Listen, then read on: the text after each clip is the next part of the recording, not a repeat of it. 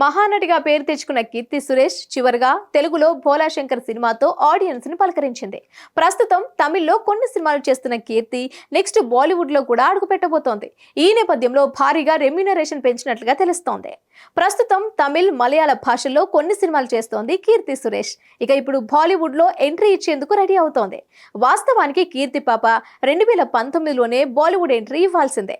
అజయ్ దేవగన్ హీరోగా తెరకెక్కిన మైథాన్ సినిమాకు కీర్తి సురేష్ ను హీరోయిన్ గా అనుకున్నారు. కానీ సినిమా షూటింగ్ మొదలైన తర్వాత ఆమెను తప్పించారు. అప్పటి నుంచి Keerthy Suresh Bollywood entry postpone అవుతూనే ఉంది. అయితే ఎట్టకేలకు ఫైనల్ గా ఓ బాలీవుడ్ ప్రాజెక్ట్ కు అమ్మడు సై అనేసింది. వరుణ్ ధవన్ హీరోగా తేరీ రీమేక్ తో తెరకెక్కుతున్న బేబీ జాన్ సినిమాతో హిందీలో అడుగు పెట్టబోతోంది. అట్లీ నిర్మాతగా వ్యవహరిస్తున్న ఈ సినిమాను కలిసి దర్శకత్వం వహిస్తున్నారు.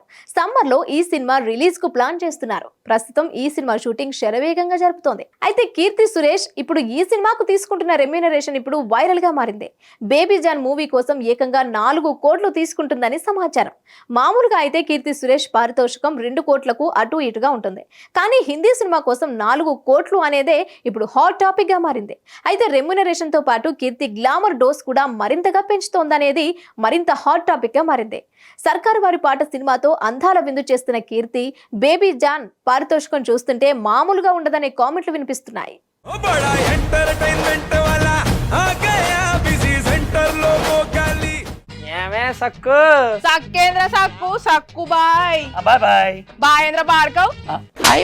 గిరాకొచ్చే టైం ఏంది? కస్టమర్లు వస్తున్నాడు, రేడికల్ కస్టమర్లు వస్తున్నారు కదా, మాత్రం పొగరు ఉంటది. మరి తగ్గించేద్దాం పొగర్ని. డబ్బులు కట్టేస్తామేంటి కొంప తీసి? లేదు, కస్టమర్లు ఆపేద్దాం. పదా మరి మన బిజినెస్ స్టార్ట్ చేద్దాం.